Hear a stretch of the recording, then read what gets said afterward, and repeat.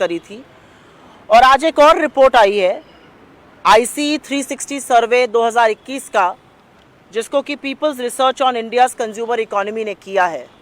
और ये दोनों ही रिपोर्ट एक बात बताती हैं कि इस देश में गरीब और गरीब होता जा रहा है, अमीर और अमीर होता जा रहा है, और ये खाई इतनी बढ़ रही है कि ये भयावह स्थिति पैदा कर रही है। मैं इस रिपोर्ट के बारे में पहले बात करूंगी और ये किन कारणों से ऐसा हो रहा है उसके बारे में भी हम चर्चा करेंगे। सबसे पहले तो इस रिपोर्ट के मुताबिक आज इस देश की 20% सबसे गरीब आबादी, मोटा मोटा 15 करोड़ परिवारों की आय पिछले साल 53% कम हो गई है। और ये कम नहीं हुई है, 53% आय पर मोदी सरकार ने सेंध लगाई है। ये 20% सबसे गरीब आबादी, 15 करोड़ परिवार मोटे मोटे की आबादी पर मोदी सरकार ने, सूट बूट की सरकार ने सेंध लगाई है। ये 8 साल पहले भी सूट बूट की सरकार थी और आज भी सूट बूट की सरकार है। और हम सबसे गरीब परिवारों की बात नहीं कर रहे हैं, इसमें जो लोअर मिडिल कैटेगरी है उसकी आय करीब करीब 32% कम हुई है, जो मिडिल इनकम कैटेगरी है उसकी आय 9% कम हुई है। तो मोटे तौर पर 60% घरों की, 60% जनता की आय पर मोदी सरकार ने डाका डालने का काम किया है और ये आय निरंतर कम होती जा रही है इनके शासनकाल में। इसी दौरान, इंपॉर्टेंट है ये समझना, इसी दौरान सबसे अमीरों की आय 40% बढ़ी है। और कुछ भी कहने से पहले मैं एक फिगर आपके सामने जरूर रखना चाहती हूं। 2005 से 2015 के बीच वस्तुतः जो यूपीए का शासनकाल था उसमें 20% जो सबसे गरीब हाउस होल्ड थे, जो सबसे गरीब परिवार थे, उनकी आय 183% बढ़ी थी। तो एक शासनकाल में 183% बढ़ी है और एक शासनकाल में आय आधी हो गई है। 53% होना मतलब 5 साल में आय आधी हो गई है। और ये क्यों हुआ है? क्योंकि सूट बूट की सरकार अमीरों से प्यार करती है और गरीबों पर अत्याचार करती है। सूट बूट की सरकार की नीतियां, उनके नियम, उनके कानून, उनकी अर्थव्यवस्था पूंजीपतियों के लिए चलती है। उनका गरीबों से, मिडिल क्लास से, लोअर मिडिल क्लास से कोई लेना देना नहीं है। यहां पर एक बात बतानी और भी जरूरी है। जब मैंने कहा 2005 से 2015 के बीच में 183% बढ़ी इनकम, उसी दौरान 27 करोड़ लोग गरीबी की सीमा रेखा से निकाले गए थे। और ये सारे सरकारी आंकड़ों की मैं बात कर रही हूं। यहां पर यह भी कहना जरूरी होगा कि न्यू इंडिया में गरीबों को और गुर्बत में ढकेला जाएगा और अमीरों के हाथ में और पैसा और संसाधन और पावर दिया जाएगा। ऑक्सफैम की रिपोर्ट ने दिखाया था कि कैसे कुछ लोगों की आय 8 गुनी हो गई। और एक बात मैं यहां पे बताना चाहती हूं कि सरकार कोरोना के पीछे नहीं छुप सकती है, क्योंकि कोरोना और कोविड तो अमीरों के लिए भी था, लेकिन उनकी आय 40% बढ़ती है और सबसे गरीब लोगों की आय अधिया जाती है, आधी हो जाती है। यह इसलिए था क्योंकि सरकार का जो नीति, नियम, कानून, अर्थव्यवस्था को चलाने का तरीका है वो अमीरों के लिए होता है। पिछले 5 सालों में जब ये हमने फर्क देखा कि कैसे उनकी आय आधी हो गई, उस दौरान सरकार ने क्या किया? पेट्रोल के दाम बढ़े, डीजल के दाम बढ़े, रसोई गैस के दाम बढ़े, लेकिन कॉर्पोरेट टैक्स कम हुआ। तो मोटे तौर पर 15 करोड़ सबसे गरीब परिवारों से, हर एक परिवार से 15 करोड़ सबसे गरीब हर एक परिवार से सरकार ने 1.5 लाख रुपए ऐड कर 5 करोड़ सबसे अमीर परिवारों को देने का काम किया। यह मोटा मोटा एक फॉर्मूला बनता है। अगर 40% 20% की बढ़ रही है और 53% आधी हो रही है सबसे नीचे वाले 20% की, तो उन्होंने सबसे गरीब परिवारों से 1.5 लाख रुपए देकर सबसे अमीर परिवार को देने का काम किया। और ये क्यों हुआ? क्या ये गलती से हो गया? बिल्कुल नहीं। क्या कोरोना काल के पीछे छिपा जा सकता है? बिल्कुल नहीं, क्योंकि कोरोना के पहले ही अर्थव्यवस्था को जिस तरह से चलाया जा रहा था उसके चलते हमारी जीडीपी की ग्रोथ की जो दर थी वो 8.2 से 4.1% हो गई थी। 45 साल में सबसे ज्यादा बेरोजगारी हो गई थी। और ये सब दिख रहा है। जब गरीब और गरीब हो रहा है और अमीर हो रहा है, तो वो कहां हो रहा है ये भी जानना जरूरी है। और ये आंकड़ा बहुत जरूरी है जानना, क्योंकि जो सबसे ज्यादा गरीबी बढ़ी है, जो 20% सबसे ज्यादा प्रभावित हुए हैं, वो ज्यादातर शहरी इलाकों में हुआ है। अर्बन पावर्टी जिसको कहते हैं वो बहुत जोरों से बढ़ी है, रूरल पावर्टी उसके मुकाबले में कम बढ़ी है। और इसका सिर्फ एक कारण है, जिस मनरेगा को मोदी जी हमारी विफलताओं का प्रमाण कहते थे, वो संजीवनी साबित हुआ। उसने रूरल एरिया में, ग्रामीण क्षेत्रों में संजीवनी का काम किया, लोगों के हाथ में पैसा दिया और उससे लोगों की अर्थव्यवस्था थोड़ी बहुत चलती रही। ग्रामीण क्षेत्रों में वो हुआ, लेकिन शहरी क्षेत्रों में ऐसी कोई व्यवस्था नहीं है। और इसीलिए न्याय जैसी योजना की आज जरूरत है। हम लगातार कह रहे हैं, जिस दिन से पैंडेमिक शुरू हुआ है उसके पहले से हम लगातार कह रहे हैं, न्याय जैसी एक व्यवस्था की जरूरत है, जहां पर गरीब लोग जो प्रभावित है इस अर्थव्यवस्था की कंप्लीट रुइन से, उनके हाथ में पैसा डाला जा सके, उनका उपभोग बढ़े, निवेश बढ़े। लेकिन ऐसा सरकार नहीं करती है। और आज ये बात करनी इसलिए जरूरी है क्योंकि बजट में अब कुछ ही दिन रह गए, आज से 6 दिन बजट में रह गए, 6 से 7 दिन। और इस बजट का एक ही और सिर्फ एक केंद्र बिंदु होना चाहिए। इस बजट का केंद्र बिंदु होना चाहिए, इस बजट का सिर्फ और सिर्फ एक फोकस होना चाहिए, अमीरों और गरीबों के बीच में बढ़ती हुई इस खाई को पाटना, लोगों के हाथ में पैसा देना, लोगों को, गरीबों के लिए नीतियां और नियम और कानून बनाना। इसके अलावा बाकी जो अगर बजट होगा तो वो जबानी जमा खर्च की बात है। मैं ये भी कहना चाहती हूं क्योंकि सरकार को सर्वे में बड़ा भरोसा है, एक सर्वे, और हम इस मंच से कहते हैं, एक नया सर्वे इंस्टीट्यूट करिए, ग्रॉस इकोनॉमिक मिसमैनेजमेंट इंडेक्स। ये एक नया इंडेक्स मोदी सरकार को बनाना चाहिए, ग्रॉस इकोनॉमिक मिसमैनेजमेंट इंडेक्स। इस इंडेक्स के चलते पता तो चले कि ये सरकार बेरोजगारों के साथ, गरीबों के साथ क्या कर रही है, किस तरह से इकोनॉमिक ग्रोथ को अधिया दिया गया, किस तरह से निवेश खत्म हो गया, किस तरह से उपभोग प्रभावित हुआ, किस तरह से निर्यात खत्म हुआ इस इकोनॉमी में। यह अगर पता करना है तो मोदी जी के नीति, नियम और कानून देखने हैं जो अमीरों के लिए बनते हैं और गरीबों का उसमें शोषण होता है।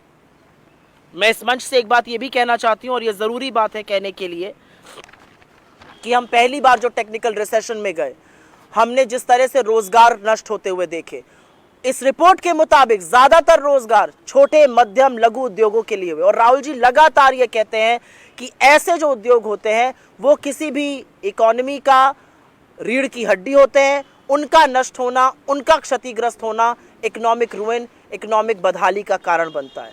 तो इस मंच से हम 2 चीजें कहना चाहते हैं। बजट आने वाला है, इस बजट का एक ही केंद्र बिंदु होना चाहिए कि आप गरीबों और अमीरों की खाई को पाटिए, गरीबों के हाथ में पैसा दीजिए। जो शहरी गरीबी बढ़ती जा रही है, जो शहरी गुर्बत बढ़ रही है, उसके बारे में कुछ कीजिए।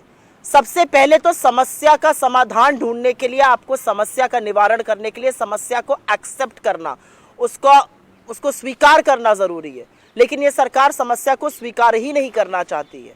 जरा सी ग्रोथ आती है, आप 7.5 फीट अंदर चले गए थे जमीन के, अगर आप 8 फीट ऊपर भी आ रहे हैं तो आप आधा फीट ही ऊपर अभी आए हैं, उस पर तालियां होने लगती हैं, एक दूसरे की पीठ ठोकने लगते हैं। तो जरूरी है समझना कि गरीबों की सुरक्षा करी जाए। अमीरों के हाथ में, जो सबसे गरीब परिवारों से 1.5 लाख रुपए लेके आपने प्रत्येक परिवार के डाले हैं, उस व्यवस्था को खत्म कीजिए। सूट बूट की जो सरकार आप पिछले 8 सालों से चला रहे हो और आपने बदहाली के सालम पर ला दिया है कि आज इस देश के 20% आबादी की आय आधी हो गई है और 60% आबादी की आय 5 साल में सबसे ज्यादा कम हो गई है, उसके बारे में निवारण कीजिए। I will just very briefly make some points in English. I have largely used English and Hindi together, but first the Oxfam report and now the ICE 360 survey, which is done by the People's Research on India's Consumer Economy, has very categorically stated how the divide, how the deep fissures between the rich and the poor in this country are only widening. According to this report, for the last 20% quintile of India's population, which is about 15 crore households, incomes have dipped by 53% as compared to 2016. And incomes for lower middle income group have dipped by 32%, for middle income group by 9%.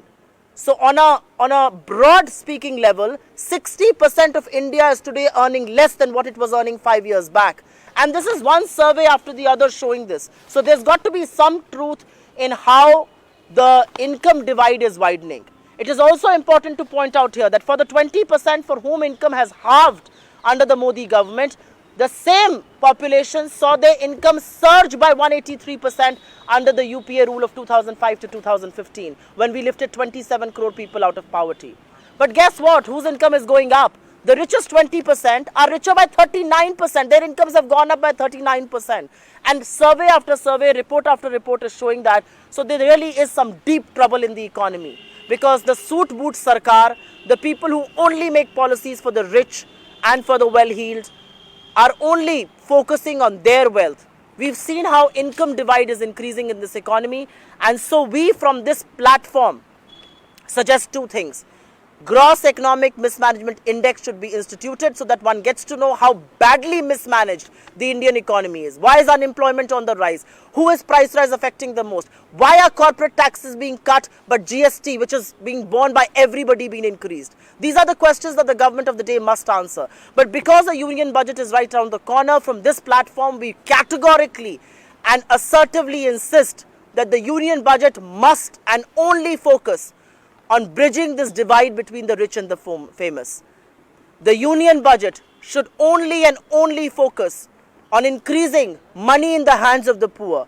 The union budget should pay attention how urban poverty is going up manifold and rural poverty in comparison has gone up, but gone up lesser, because Manrega has come to fore. Manrega has served the purpose. It has ring-fenced, it has protected the rural economy.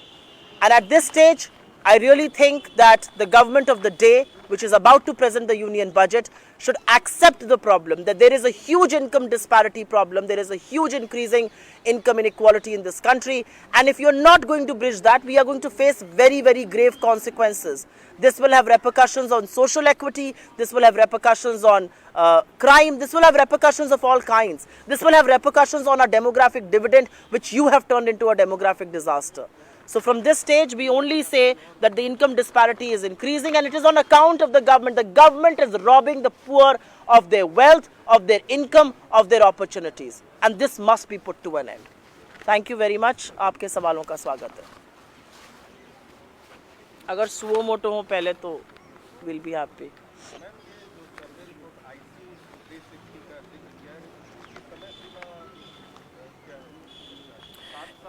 इन्होंने 2021 की आय का comparison वित्तीय वर्ष 2015-16 से किया है. तो 5 साल में हालत कितने बदतर हुए हैं, हालात कितने बदतर हुए हैं, वो कंपैरिजन है. 5 साल में सबसे गरीब 20% परिवारों की आय आधी हो गई है, जो यूपीए के 10 साल के दौरान 183% बढ़ी थी. 53% 5 साल में घटी है. यूपीए के 10 साल में 183% बढ़ी थी. मोटे तौर पर आज सबसे गरीब परिवार 5 साल में आधा कमा रहे हैं. और ये सिर्फ सबसे गरीब परिवारों पे बात आके नहीं रुकती है, ये लोअर मिडिल इनकम ग्रुप और मिडिल क्लास के ऊपर भी लागू है. 60% देश की आबादी आज 5 सालों के कंपैरिजन में 2015 से 2021 के कंपैरिजन में कम कमा रही है.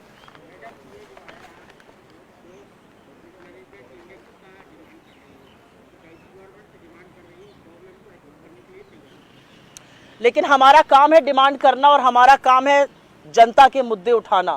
हमारा काम है आर्थिक जगत की बातें सामने रखना, जिससे लोगों को पता चले कि सरकार आखिर करना क्या चाहती है. ये सरकार कोई भी समस्या देखकर, सिर्फ आर्थिक जगत से नहीं, इस सरकार का अमूमन समस्या देखकर मुंह फेरने की आदत है. मुंह फेर लेते हैं या पट्टी बांध लेते हैं. हमारे गोरखपुर की तरफ एक कहावत होती है, हे राम जी जगत बनाई नहीं, देखोगे तो समस्या है ही नहीं. तो इस सरकार की जो आदत है वो इस तरह की है कि समस्या का निवारण करने के बजाय समस्या से मुंह मोड़ना समझते हैं. लेकिन इस समस्या से मुंह मोड़ने के नाते, और पिछले 8 साल से मुंह मोड़ते आए हैं, समस्या से मुंह मोड़ने के नाते खामियाजा जनता भुगत रही है. बेरोजगारी जनता की बढ़ रही है, महंगाई जनता के लिए बढ़ रही है, गरीब और गरीब होता जा रहा है, अमीर और अमीर होता जा रहा है, अमीर के पास और संसाधन है. और ये जो एक खाई अमीरों और गरीबों के बीच में बढ़ती जा रही है, इसका जवाब सिर्फ चुनी हुई सरकार दे सकती है और कदम उठा सकती है. लेकिन कदम ये तब उठाएंगे जब ये निवारण करेंगे.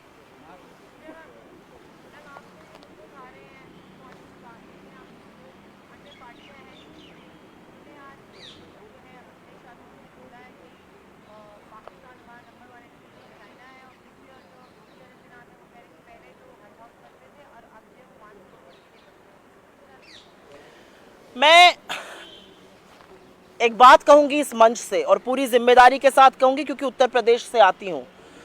उत्तर प्रदेश का चुनाव जिन्ना बनाम गोडसे नहीं है। उत्तर प्रदेश का चुनाव बेरोजगारी, भुखमरी, महंगाई, महिला अस्मिता बनाम ये सारे मुद्दे हैं और उत्तर प्रदेश की जनता ये तय करेगी कि एक्चुअल मुद्दा क्या है। सच तो ये है कि जिस बयान का आप जिक्र कर रही है, ना मैंने वो बयान सुना है ना मैंने वो बयान पढ़ा है, लेकिन ये सच है कि आज हमारी सरहद पर अगर पाकिस्तान, चीन और चीन के इशारों पे नाचता अफगानिस्तान हमारा दुश्मन है, तो हमारे देश के अंदर बेरोजगारी, भुखमरी, ये जो खाई अमीरों और गरीबों के बीच में बढ़ रही है, ये जो महंगाई है और जिस तरह का लोकतंत्र को पर प्रहार किया जा रहा है, ये हमारे देश के अंदर भी बहुत बड़े मुद्दे और बहुत बड़े हमारे देश के दुश्मन हैं।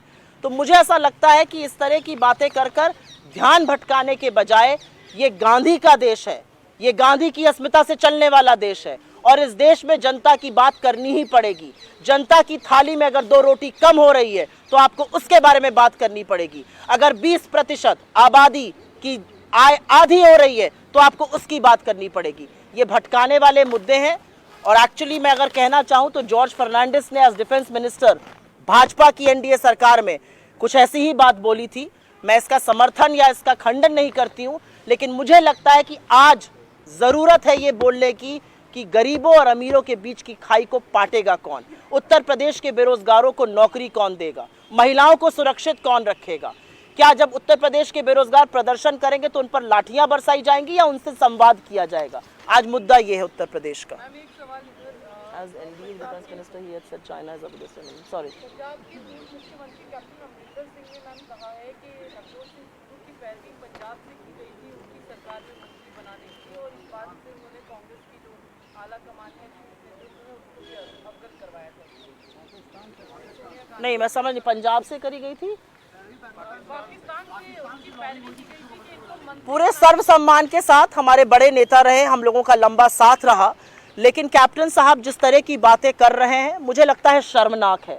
वो एक संवैधानिक पद पर रह चुके हैं, चुने हुए मुख्यमंत्री थे, इस तरह की बातें करना गलत है और अगर ऐसा था तो आपने ये क्यों किया, ये सवाल आपके सामने बनता है। सुर्खियां बटोरना, खबरों में बने रहना, एक डिवाइड प्ले करना, ये सब बेकार के मुद्दे हैं। आज पंजाब में मुद्दा किसानों का है, आज पंजाब में मुद्दा एमएसपी का है, आज पंजाब में मुद्दा बेरोजगारी का होगा, आज पंजाब में ये मुद्दे, इस तरह के मुद्दे से सिर्फ ध्यान भटकाया जा सकता है जो वो कर रहे हैं।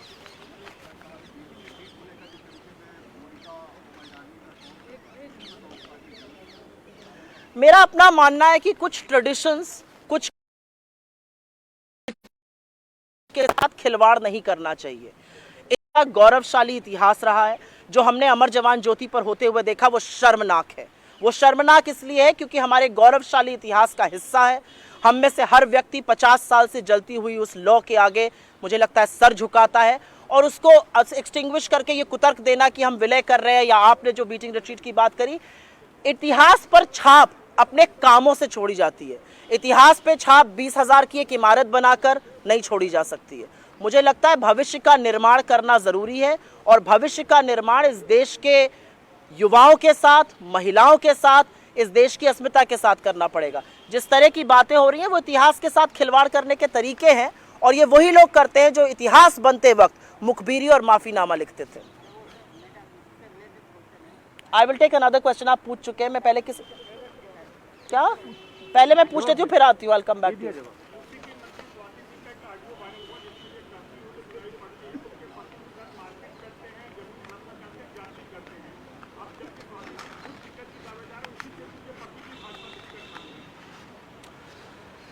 ये विडंबना है और मैं कुछ दिनों पहले उनके साथ एक पैनल पर थी और हमारी महिलाओं को लेकर बहस हुई। ये विडंबना है कि उत्तर प्रदेश की महिला बाल विकास मंत्री सबसे पहले तो एक कैबिनेट मंत्री तक नहीं है, वो MOS, वो मिनिस्टर ऑफ स्टेट है, राज्य के मंत्री हैं, वो एक कैबिनेट मंत्री तक नहीं है। ये इन्होंने औरतों को दर्जा दिया है। आपकी जो बात है वो वहाँ पे सर्वविदित है, उनके परिवार के जो भी आपसी मामला है मैं उस पर नहीं बोलना चाहूँगी, लेकिन ये सर्वविदित है कि उनके पति भी टिकट मांग रहे हैं और वो भी टिकट मांग रही हैं।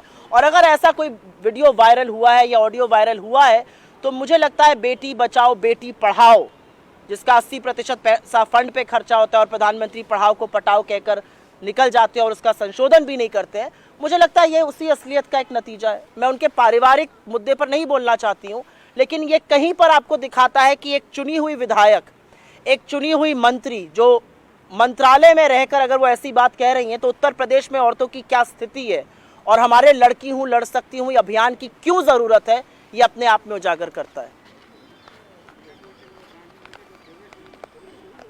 वही पूछा था उन्होंने पूछा ना वो सवाल, उस पर मैंने जवाब दिया। हाँ वही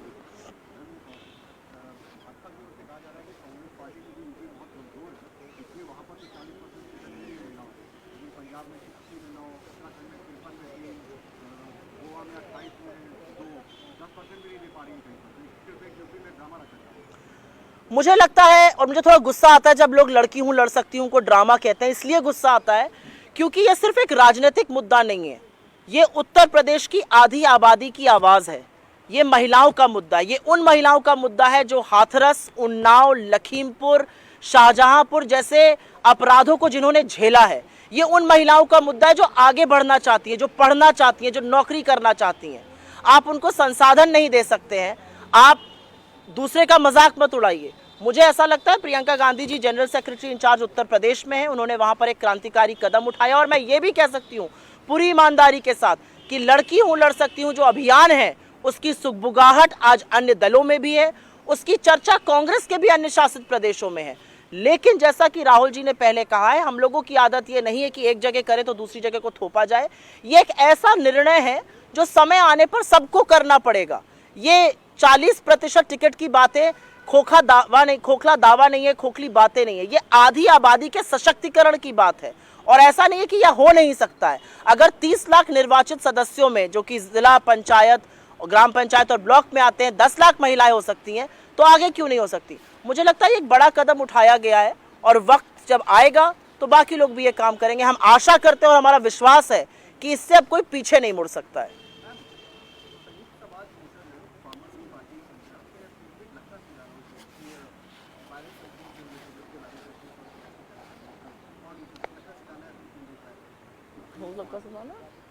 Just accused in the year of violence. I don't want to comment on who's fielding whom. I think the question comes back to what this government is doing about the farmers.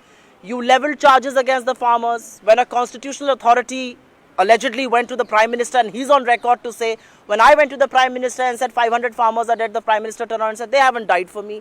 So we are living in a regime where Ajay Mishra Teni continues to be the Union State Home Minister and his son is the main accused. I don't think the issue is about who is fielding whom. I think the issue is about what is this government doing about farmers. We are 6 days short of February 2022. When farmer income was supposed to be doubled. The reality is that the average farmer in India is earning an average income of 27 rupees per day. What is the government doing about it? Why has the government increased the cost of agriculture by 25,000 rupees per hectare, by inflating the cost of diesel, by inflating the cost of pesticides, of fertilizer? Why are farmers dying while queuing up for fertilizers in Lalitpur? Those are the questions that one needs to raise. And I think the foremost question on agriculture, forget about everything else. How is Ajay Mishra Teni today India's State Home Minister? लगातार हमलावर हैं गांधी परिवार पे भी और लगातार बयान दे रही है अलग-अलग मीडिया माध्यमों से। उनके पति विधायक हैं पंजाब से, क्या उनके बयानों का असर उनके पति के टिकट की दावेदारी पर भी पड़ सकता है? कई मीडिया रिपोर्ट्स आई। मुझे ऐसा लगता है कि भाजपा इस तरह की चीजें करती है, ना हमारा चाल ऐसी है, ना हमारा चरित्र ऐसा है। इंडिविजुअल प्रत्याशियों को उनका आकलन करके टिकट दिया जाता है। जिनका आप जिक्र कर रहे हैं वो शायद सुविधाजनक और मौका परस्त राजनीति का सबसे बड़ा प्रमाण है। हो गया, धन्यवाद बहुत बहुत, थैंक यू। खाली अपनी issue only on not even of that. क्या पहले छोड़ के चली जाती है। छोड़ के तो पहले ही गई थी लेकिन हमला अरे but she would have lost her membership ना, इसलिए नहीं कर देना चाहिए। She would have been disqualified as the member of legislative assembly. Sir मैं टिक टैक आज नहीं करूँगी, आज इसी को चलाइए प्लीज, आज मत करिए।